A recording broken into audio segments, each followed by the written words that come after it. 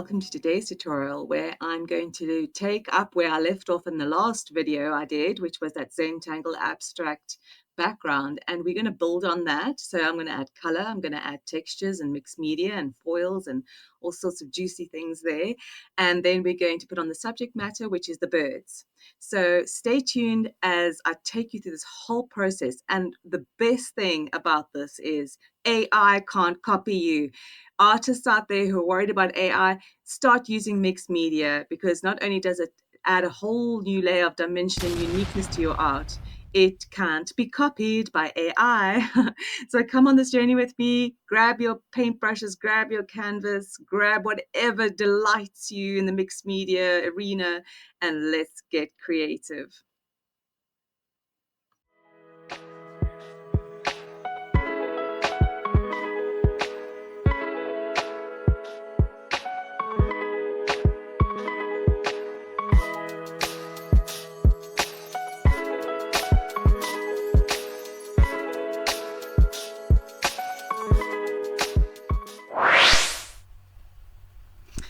Okay, so here you see I'm going to be choosing my colors, and I decided to do the sky in obviously blue, duh.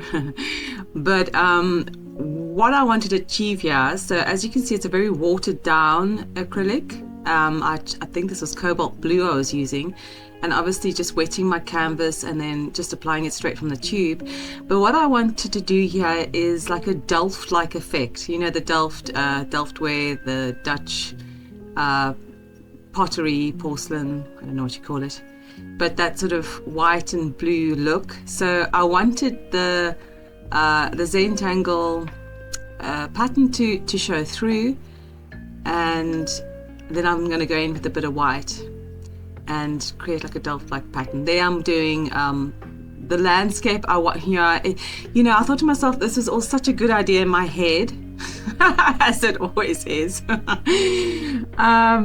And then I realized, this is going to be like seriously busy, like a busy looking painting. And I like that challenge. Then I think to myself, okay, well, sure, it's going to look busy, but how am I going to challenge myself to make it work? Okay, so there you can see I didn't quite like how dark that was, so I've taken some tissue paper and just daubed off a little bit of the grey. So here I'm going to go in with another blue color.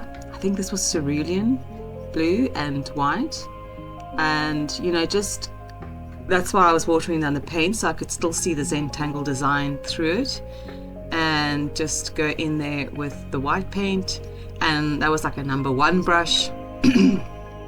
Yeah, so I've zoomed in there a little bit so you can actually see what I'm doing.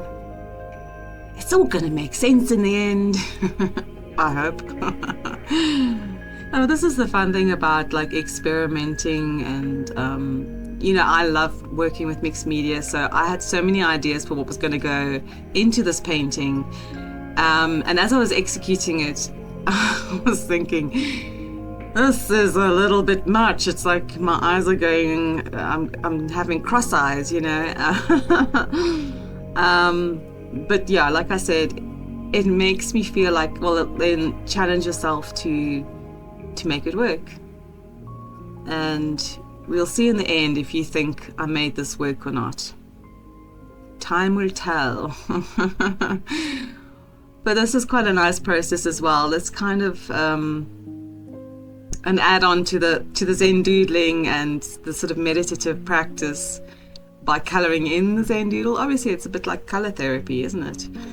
For those of you who like colouring in and Zentangle colouring books and things like that, it can be really relaxing, depending on your frame of mind. For me, I really like this process.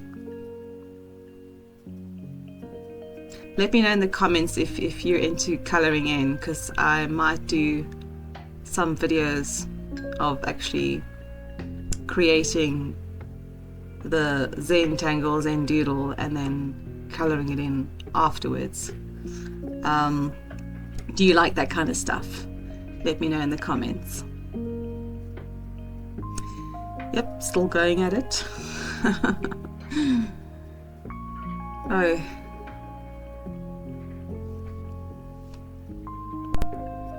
I'm going to let you listen to the background music while I color in the sky, because I've pretty much run out of what to say. So enjoy just watching this Delft-like background Zentangle doodle unfold.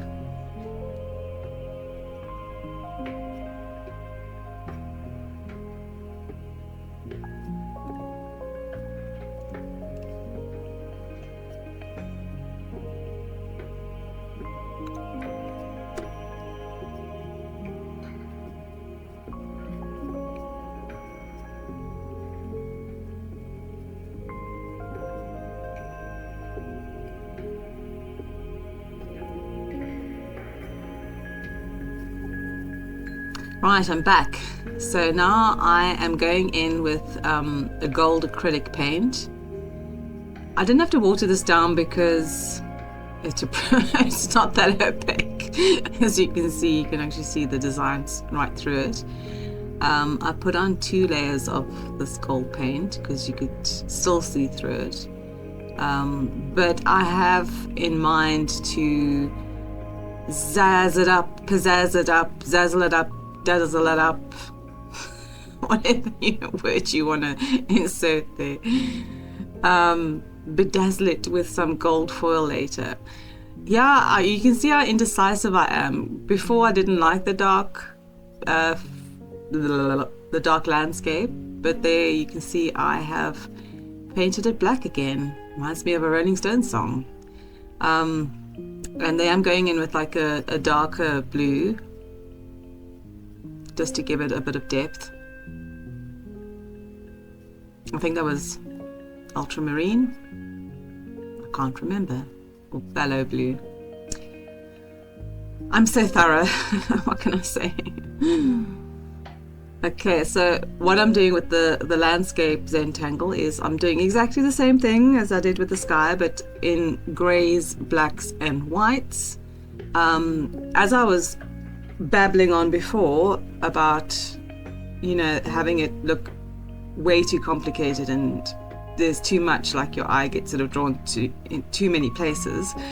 That's why I decided to do quite a sort of flattish landscape coloring, just black, white. I thought about doing green, and then I thought, I don't know, that's just going to look so like, when you're trying to think ahead, because obviously I'm going to be putting in mixed media as well, silvers and golds, and I even had like a glitter paper, I don't know what to call it. I think it's like pretty much used for card making, but it was so lovely. I had these offcuts. I thought, I'm going to keep that, I'm going to use that later, and I did end up using it in some of the shapes, like cut circles and triangles, and I stuck it into the landscape. So I knew that I was going to come in with something afterwards. Whether that makes it more complicated or actually gives the eye a break is in the eye of the beholder. But yeah, so that's why I chose the grey, black and white sort of monotone landscape coloring. Don't want it to be too overwhelming with too many colors. And then right at the end, when I looked at it, I thought, should have painted it green. No, and then I sort of thought about it and thought, no, it would have been too much. I think it would have been too much. So there we go. I've got my gold foil, and as some of you may know, because I've done a video about this, where I get this gold foil from, it's actually upcycled foil. I'm doing my bit for the planet and for my stomach, because it is Ferrero Rocher wrappers, that lovely chocolate, and the gold foil just makes such an amazing sort of mixed media thing to play with in your paintings. So I highly recommend it. You can ask your friends and family for Ferrero Rocher for your birthday, Christmas, Easter, and it's practical. Or you can buy it for yourself and it's tax deductible. Okay, so there you can see I've cut quite a few pieces. What I had in mind was to do the sort of rays of the sun in the gold foil. Yeah, it's and there, oh, that's the glitter paper I was talking about earlier. You can't really see it here, but it's very like, yeah, it looks like it's quite beautiful, just like glittery paper. And I've cut them into circles, and I'm just sticking it on there with a glue stick. It actually works. I thought in the beginning, because the paper's quite heavy. I mean, it is cardboard almost. Well, yeah, a thinner cardboard. And I thought, oh, this glue stick isn't going to do the job. So I actually tested it out. I waited like a whole day, and then I tried to peel it off, and I couldn't. So it was actually quite strong. The glue stick does it. And there you can see I'm also glue sticking on the gold foil. The rays of the sun are making their appearance. I don't like, this is just me, but I don't like cutting the foil straight, you know. I like tearing it. I like that rugged look. I've tried before to do it sort of straight like lace, like I've done there with the gold glitter paper, and that's all been cut.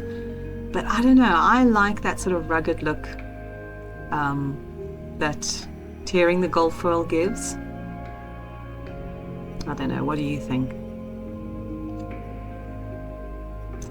Right, so what I'm doing here is a trick I learned a long time ago. So I've actually done this in quite a few of my paintings, especially my abstracts.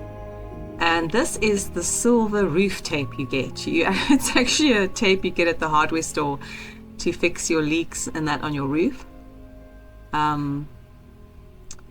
Is it called bitumen, that black stuff? I think it is. So it's got like a raised, yeah, I think it is bitumen. And you don't even have to glue it. You can just run your back of your nail, like you can see me doing there. Run the back of your nail over it once you've stuck it down, and it sticks. And of course, when you varnish it, it just sticks even more. But like I have said, I have used this a lot in my art, and it's never come off. It's never done anything weird or rusted or anything. So, I mean, I think it's been about 10 years, one of the paintings I did this on, and it's in my private collection, and it still looks like that. So, you know, you may say, I don't want to use anything that like I'm going to use on my roof on my painting. But this is one thing that works, and I love tearing this as well. So you just tear it into strips, because then it looks really organic in its metal-like phase, but it just looks so cool. I love working with metallics. I've said before, I'm like a magpie, just love it. And yeah, so there I'm laying down some branches, and it's slightly raised because, like I said, it is this bitumen based stuff. You can even paint over it. In one of my paintings I did a sort of red tinge on it, and it worked as well. Okay, so now the subject matter. We are moving swiftly on to the birds, and I've had to peel some of that roof tape away because the bum of my bird was going to be obstructed by it. You don't want a bitumen bum. So there I'm outlining one of my little Cape sparrows. These little sparrows feature big time in my garden. I love them so much. They are so tame and so sweet and so friendly, and they always sort of travel in mates, in pairs, male, female. As you're going to see, I put another little female on the bottom branch. Funny, I've never seen two males together. I have seen two females and a male together. It's just a little bit of a love triangle here. Or it could be their little baby chick, you know. Sometimes the chicks are big and fluffy, like the one I'm going to put on that second branch. But they are the sweetest birds and play a big part in my life. Okay, so now I am filling in the bodies with black paint. You don't have to use black, you can use brown, you can use blue, red, whatever, just some sort of base. I'm doing that because I want them to obviously stand out, like the branches are standing out. As I said before, like the painting's pretty busy, right? I initially wanted to do robins, and I thought, isn't that going to be like a bit clashy with the oranges and reds? And then I thought, I can't do weavers, the cape weavers that are yellow, because that's just going to look weird against the sun and the yellow and the gold. So I went for sparrows because they're also kind of black and white and brown, so they are quite a subdued color. I was thinking also sugar birds, you know, with the green and the red and all that, and I thought, oh no, I think that's going to clash too much. So I don't know what you think. What would you have done? My husband suggested guinea fowls, which was a great suggestion, but they've also got a lot of pattern in their leaves. Listen to me. They got a lot of pattern in their feathers, so I was worried that it was going to clash too much with the landscape, and I was also worried that they're too fat to put on my branches. I needed something smaller, as branches would have been really weighed down with some guinea fowl in there. So yeah, I chose the Cape Sparrow, and I hope that it actually makes a good composition. Okay, there I'm doing that third little female sparrow on the branch. Again, painting it in dark. It was like a dark grey or black.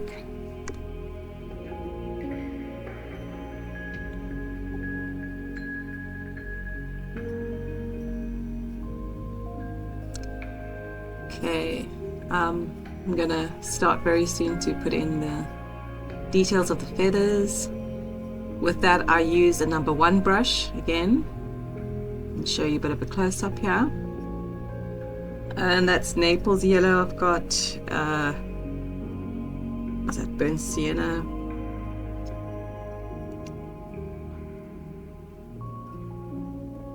Burnt umber. No, I don't know. I'm such an experienced artist. I know my colours so well. I think it's raw sienna, isn't it? The sort of rusty colour. I'm sure you're going to correct me in the comments below.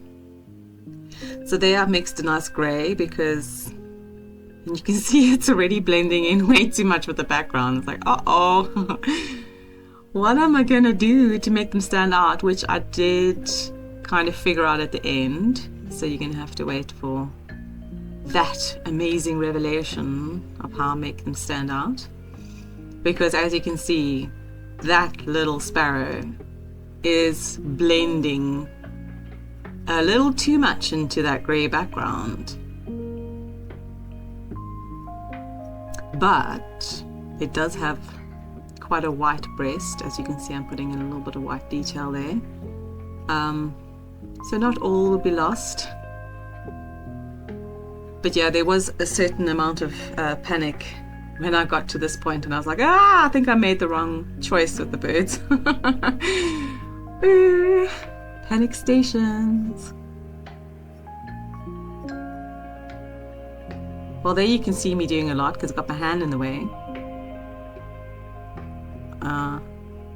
What am I doing? Like white feathery bits. And then I'm putting in the eye.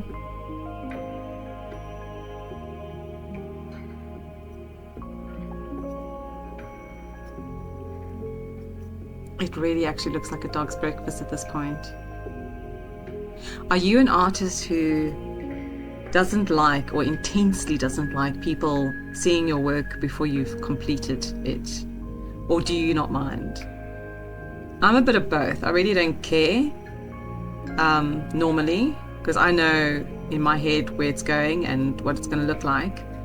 But I know some people absolutely hate being watched or having things observed before they're done.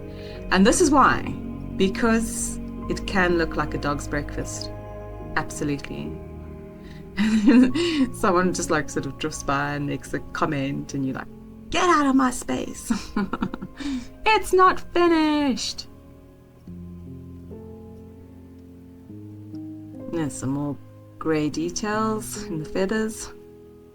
Yeah, obviously in the animal kingdom, the males are much more glamorous than the females. I mean, the females are cute, don't get me wrong. But yeah, these females are very grey-white, and there's a little bit of brown in them. But the males have got more color and more sharper features, as you're going to see. The next one I'm going to do is the male. I'm not sort of speeding up this part too much because I want you to see just how the finer details are done in the wings and the layerings. So you're either just going to have to listen to my voice droning on, or I can shut up and let you listen to the music in the background. Da, da, da, da, da. Dee, dee, dee, dee, dee. Da, da, da, da, da. Dee, dee, dee, dee, dee.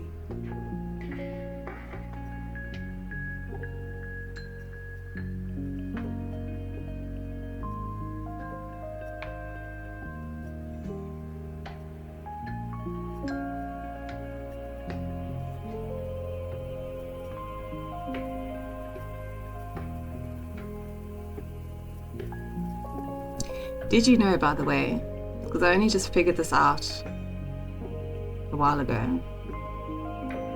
a short while ago I should say, that if you do want to speed up a video on your side, there is, like, in the YouTube settings, that little cog.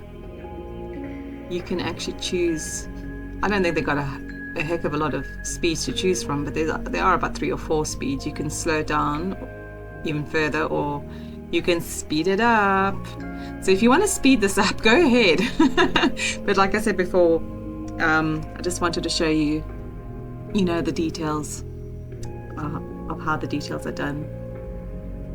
Close-up mode. So yeah, you can do that on WhatsApp as well, by the way. I'm going to give you like a tech lesson here. Check for the oldies, because the young bees, or the newbies, or whatever you want to call the young folk of today, they know this stuff already. But for the older folk out there, when you get a WhatsApp voice message, like if you don't have a lot of time, you can speed it up. There's also like a setting, don't ask me now because I haven't got my phone in front of me, but there is a setting where you can speed it up. So if someone, especially for those people who speak like this, and you're trying to, like, come on, get to the point. Like, what? Why are you messaging me? It's great to put on the speedy Gonzalez version of WhatsApp then. And of course it works the other way around as well. If you've got a friend who speaks too quickly, you can slow down. The wonders of modern technology.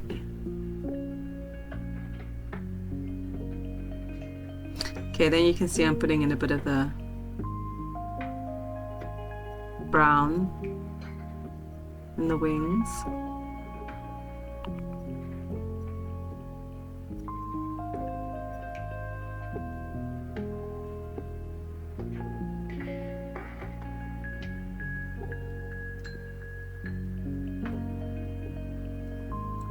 And it's frustrating when you're filming and obviously I can't see what I'm filming. The camera's way above my head.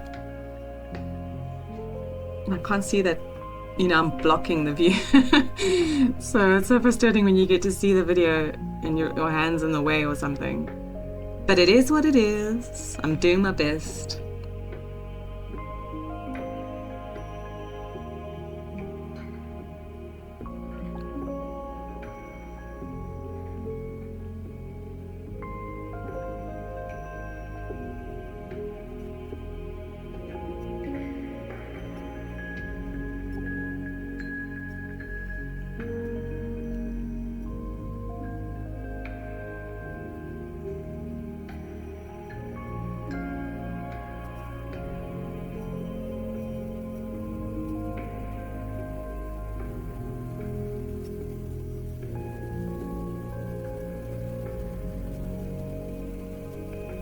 I am still here, I just got nothing to say.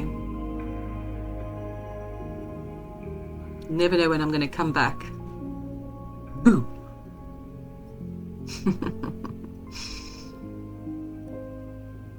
I think this is my longest tutorial ever.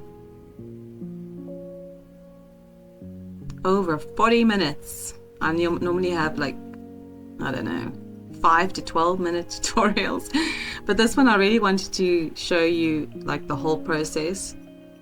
Because it was a process, let's just face it. There was a lot of different layers, different sessions that I stopped and started here, and just a lot that goes into it, forward planning, forward thinking. All the bloopers, boo-boos. So yeah, I didn't want to make it like too zippy and go, you know, make it too quick. So I thought, what the heck? Let's have a nice long tutorial. Okay, there I'm putting in the details of the feet, claws.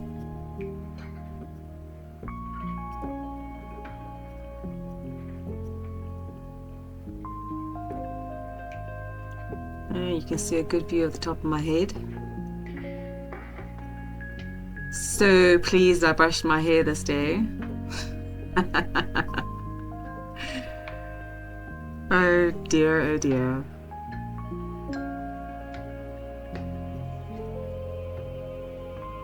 I'm doing the claws in Naples yellow. I think that's what I was using there. Nice color for the claws.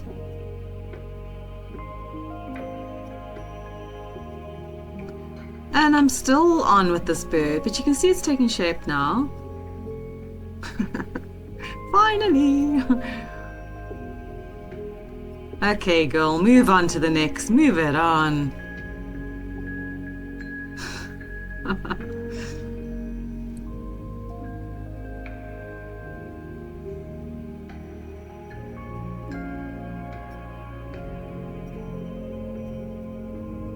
Putting in some definition there, some black.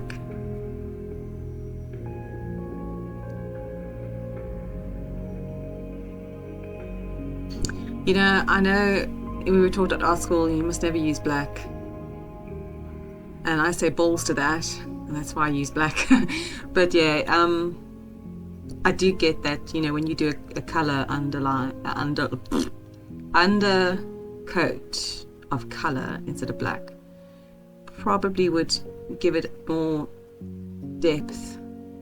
So I think the next tutorial I do, I'm going to explore using colors underneath, not always just black. Ah, finally I'm onto the male bird, the male sparrow. And as you can see in that previous frame, I've made myself a cup of tea here. But as an artist, come on, let's be honest. How many times have you dipped your brush into your cup of tea instead of your water jar? Come, now let's be honest. In the comment section, how many of you have made the boo-boo of dipping your brush into your coffee or your tea? We've all been there. Let's admit it. This time I didn't do it because I was pretty well aware of the fact that my tea was very close to my water jar. Normally I separate them like quite a bit, so I can't make that mistake. But oh, it's such an irritating thing that only artists can appreciate. Dipping your paint into your tea or coffee. And there we're getting in with some color.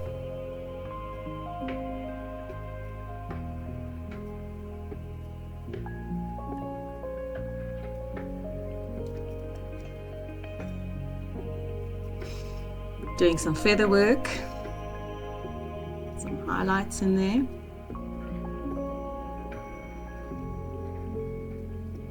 He actually kind of pops quicker than the female birds. They're very difficult to do, I find. You know, the males are so sort of distinguished already. Like, oh, there he is, you know. Voila! There's your bird, monsieur. But the female birds, they're different. There's something else. And that one at the bottom branch there, look how she's blending in. She's just blending in with the landscape. I'm just blending in with the landscape here. No one can really see me. I'm a surprise bird. It's like an angry bird as well. She doesn't look happy. A little bit of an angry bird there. Oh well. Just adds to the story of the artwork. She's feeling excluded from the little love nest scenario going up there, up on the top branch.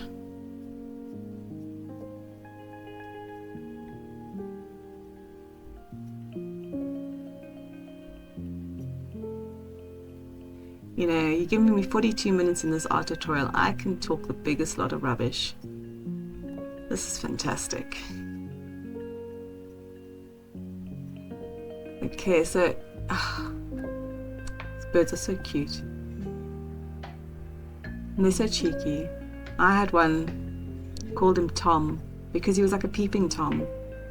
Every window I'd go to, there was Tom, peeping in at me. It could be like I'm doing dishes in the kitchen, I'm getting dressed in the bedroom, I'm sitting reading my book in the lounge, and there he is tapping on the window. And, you know, they say it's because they're seeing their reflection, so they, you know, trying to get to the reflection in the glass. No, I don't think so. Tom, even when I went outside and I'm watering the garden, he would literally hop along after me on the path. No. And then he met Thomasina. That was so cute. And I remember they both came to my window and he was tapping on the window. He wanted to introduce me to her. That was so cute. Oh, he got his little mate. And now they're still in the garden. To this day. Probably like their children though by this time. I don't know what is the lifespan of a sparrow. But they're so sweet. So are the robins actually. They're also very interactive. The weavers, I love the weavers. They're just such a beautiful specimen. But they're absolutely cheeky. They're very verbal when you don't, you know, feed them when they need to be fed, or they fight amongst each other for the food. Whereas these sparrows, they just get on with the job, you know. They just like head down, eat the seed, like, and then fly away, you know. But the weavers just break out into these brawls and fights, and they're very verbal. And the other birds just like try and get in there, you know, without a fight. It's always the pigeons, the sparrows, and I think now the robins also sometimes get like woodpeckers. I think they must be woodpeckers. They've got like mohawks. But the only birds that fight and really go on is the weavers. These little birds keep to themselves and they're very sweet. There's more definition in the feathers. It's coming along.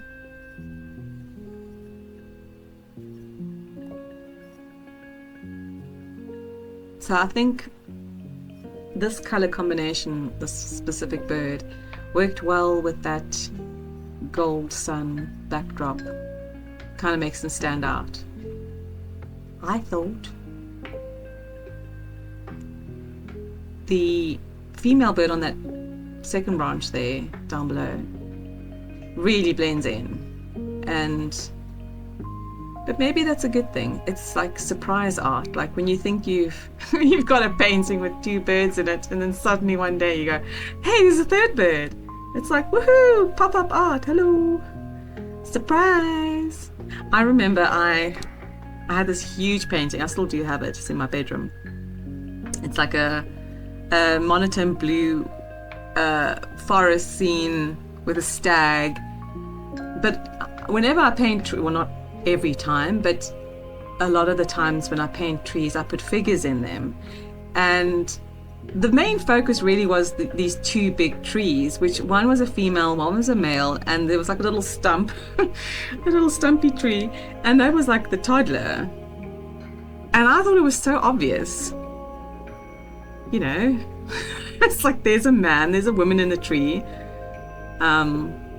You know, I even put the genitalia in there. Come on, like why didn't you see that? And I had it in a gallery, and the manager of the gallery, we were talking one day, and I said something about the man, the woman, and the baby, and he's like, the what, and the what now? It's like there's a man and a woman and a baby in this painting. And he looked at it and he looked at it. He said, you know, I walk past this painting every day. He said, I never saw it. And now that I see it, I can't unsee it. So it's called surprise art. I'll put a link to that painting if your interest has been piqued and you want to see for yourself what I'm talking about. I'm going to put the link to, I did like an art reveal of that painting, so I'll put that in the description box below. You can see for yourself if you can see the male, female, and the toddler. But there's also other people in the branches as well. There's a lot of hidden, I like putting hidden things in paintings. There was another painting I did where, but this was weird. It was a man, a woman, and a cat. And the cat was also blending.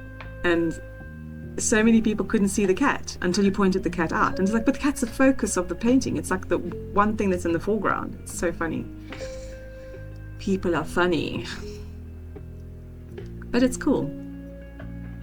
Okay, so there you can see, now that I've regaled you with all my art stories, my hidden art challenges, I am finishing off the second female bird there. You see, she's standing out a lot more than the hidden bird below. But yeah, maybe that's a good thing. Sometimes art takes a direction you never expected. You just gotta go with the flow. Don't overthink it.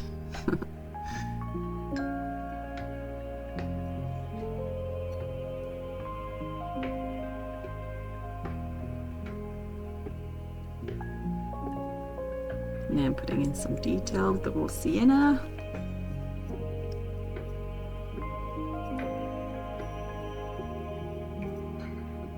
And doing a bit of white for highlights.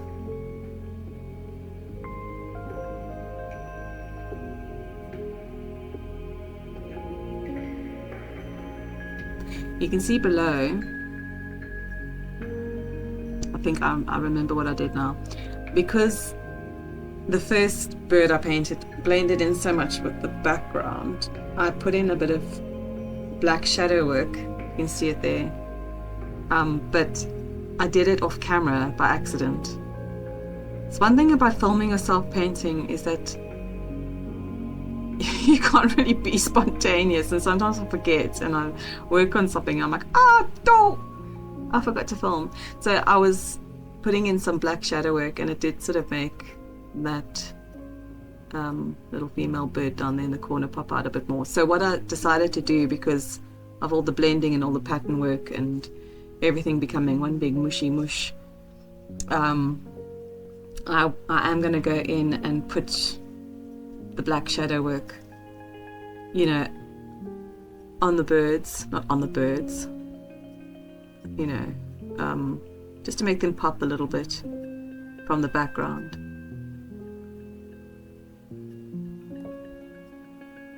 Which actually makes them look like the background is just a backdrop for them, and not like they're not in nature so much as, I don't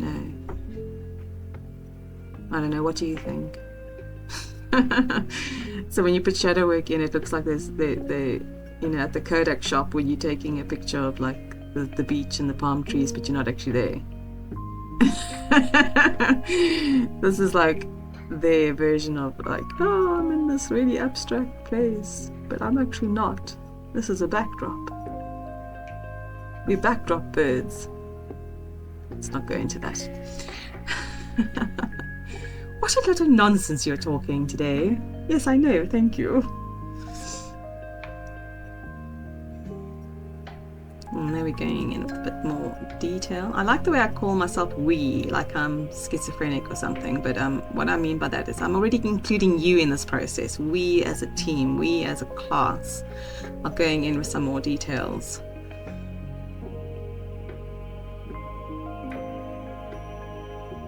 Made a bit of a blotchy blue with that black. I do go in and correct it there. Okay, so I think what I'm doing now is just going in and touching up and cleaning up my act, putting in some last minute details.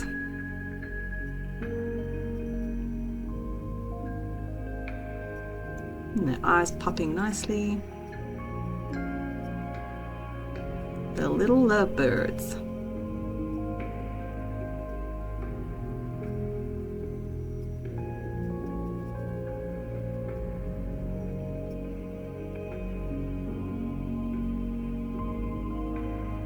Okay, so now you can see the whole shebang there.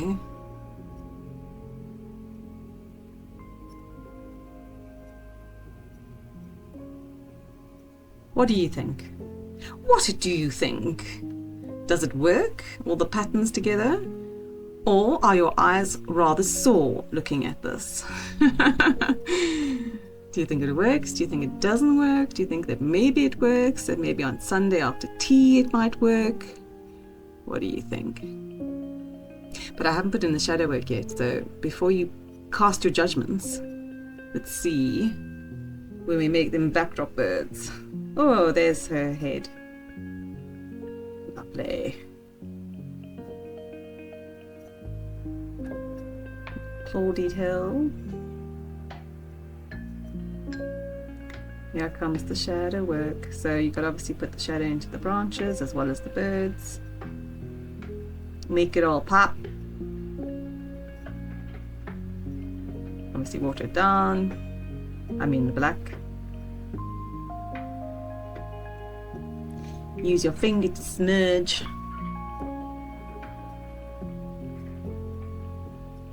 But now you can see it actually does start to pop.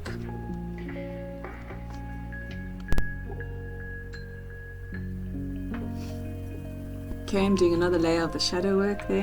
And you can see now it's popping. So now it's separating the pattern background from the foreground and making those birds pop. What do you think? That's the finished product. The finished painting. Ta-da! The birds, the birds. There's the little first bird, the little first female bird. And there's me holding the painting. You can see how big it is. I'd love to hear your comments. Are you gonna try this out? And how did it work out for you? Has it given you some ideas? Let me know in the comments below. And thanks for watching. Don't forget to subscribe, like, share, do all those things. It really helps my channel grow. Thank you so much.